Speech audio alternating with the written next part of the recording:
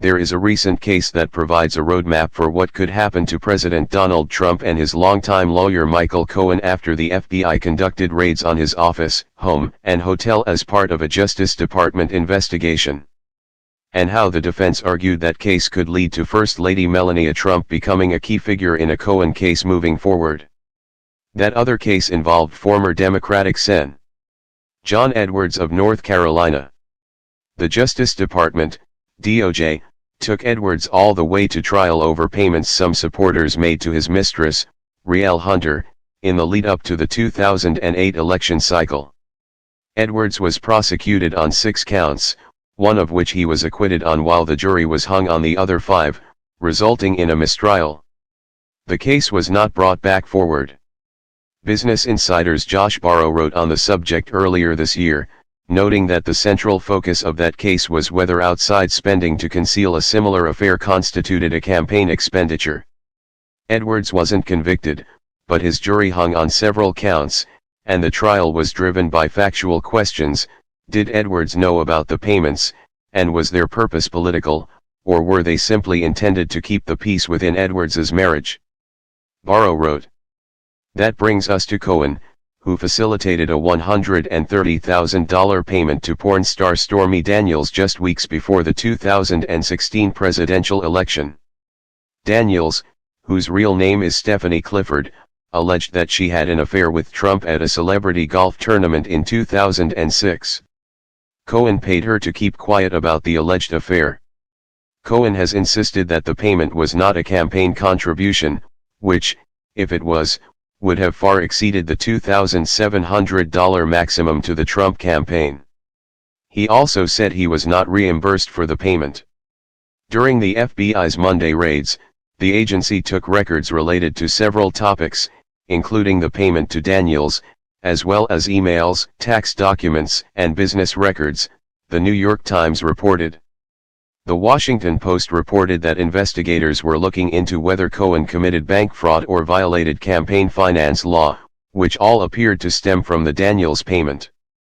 Agents were also looking for records of payments to 2 women who say they had affairs Trump and for information on the role of the publisher of the National Enquirer in keeping one of the women quiet, the Times reported Tuesday. The case against Cohen, and possibly Trump, is much stronger than the Edwards case. As one expert explained, the Justice Department's case against Cohen, and possibly Trump, is much stronger than the case against Edwards, which he said was rightly prosecuted. Both motive and timing and motive are relevant distinctions, Paul S. Ryan, Vice President of Policy and Litigation at Common Cause, told Business Insider.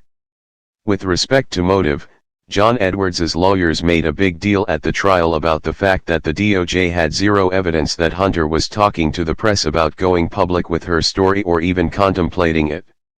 Daniels had first come forward with her story in a 2011 interview with a celebrity gossip magazine. She said during a recent 60 Minutes interview that Trump worked to squash the piece from being published.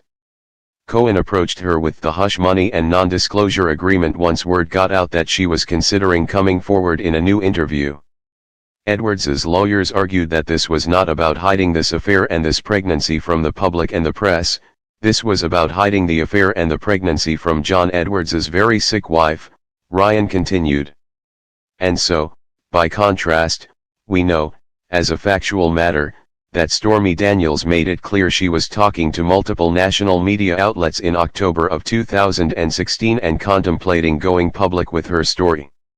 And that's what got Donald Trump's attention. The other issue that makes the case against Cohen, and possibly Trump, stronger than the Edwards case is when the payment was made, Ryan said. The payments to Hunter were made before any primary ballots were cast. Cohen made the payment just days before the election, which gives the appearance that the electoral results, and not protecting someone like Melania, was the main purpose of the payment. So much closer to the nexus of the presidential general election was the Stormy Daniels payoff than the John Edwards payoff, Ryan said. Now, Cohen has argued that the payments were made with Trump's family in mind.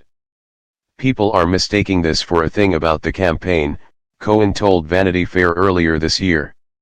What I did defensively for my personal client, and my friend, is what attorneys do for their high-profile clients.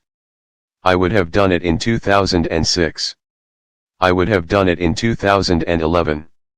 I truly care about him and the family more than just as an employee and an attorney.